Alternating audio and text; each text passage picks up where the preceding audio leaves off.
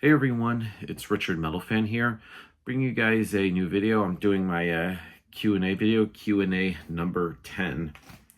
I'm sorry it has took me so long to get around to doing this, but I'm finally getting around to doing it. I should have had this done like about a year or so, or about a year and a half, yada yada, when I hit like 4,000 subscribers and 4,500.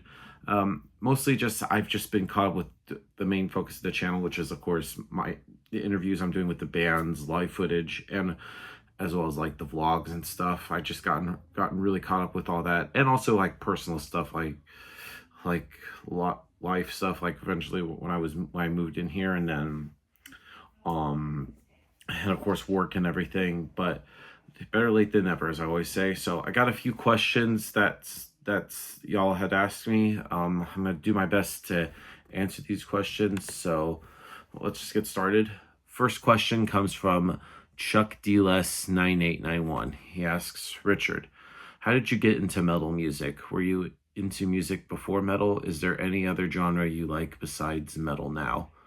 Well, for me, getting into metal music, it was mostly my dad. My dad would play like a lot of like Black Sabbath, Iron Maiden, Metallica, Megadeth, Slayer, all that stuff. I mean, I was young, but he was also in like the classic stuff like Kiss and Blue Oyster Cult and stuff, which I wasn't into yet. But then eventually, as I got older, I would say like around 11, 12, I discovered that. But it was mostly him, but I discovered other bands like myself. I remember hearing Chop Suey by System of a Down, and that was like the band that got me into metal. And since then I've been a fan. That's the one band I'm dying to see live, and hopefully I think next year it's finally gonna happen. I was gonna plan on going to the Sick New World Fest in Texas in October next year, so it's going to get into that. And were you into music before metal? I was actually. It was mostly I heard like a lot of the pop punk bands like Blink 182 and Green Day, Simple Plan, Sum 41, and stuff. And I was also into like the hip hop and rap stuff, the old stuff, not the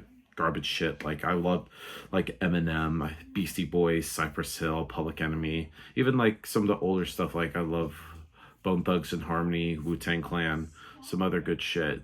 And is there any other genres you like besides metal now? I mean, I like some classic rock bands. I still like Journey, I think is great. Cheap Trick, Heart, even like some pop bands like Backstreet Boys and NSYNC, and I like them. And I don't even like some of the B sides. Like I will say this about some of the boy bands and stuff. I feel like the B sides are actually better than the actual singles. Not that the main hits aren't bad, but I feel like the B sides, there's something about them are just great. But that's the answer to your question. Next question comes from Cola the Bear. They asks, do you play guitar, and if so, what kind of gear do you use? If not, my other question is, are you the type of person that separates the art from the artist, or are there bands you stay away from because of the type of people in it? I have tons of other questions, but I don't want to be selfish. I used to play guitar. I had like a Gibson Washburn, but honestly, I just really wasn't into it. I'm more into like doing vocals and stuff. I thought about doing vocal covers on here, but I don't know. No, and then the art from the separate the art from the artist. That's a really touchy question. Like I remember, like for example, As I Lay Dying, I really liked them, and then when Tim Lambesis decided to be a dumb fuck and tried to hire a hitman to kill his wife, I was like, yeah.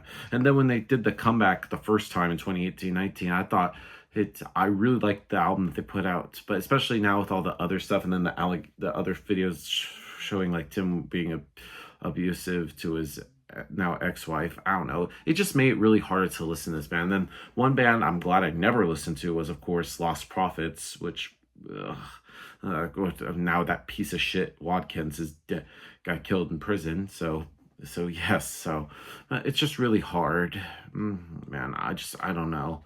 No, I try to be open. I try to give people the benefit of the doubt, but just that kind of stuff, like I just mentioned, it just made it really harder. Now, unless it's like if I can listen to it only like instrumental, then I think that should be fine. Next question comes from the Strong Boys 19. Sup, Greg? He asks, congrats on your milestone. Thank you very much. Well deserved, and there will be more to come. I'm hoping so. He asks, what are some of your favorite / worst concert experiences?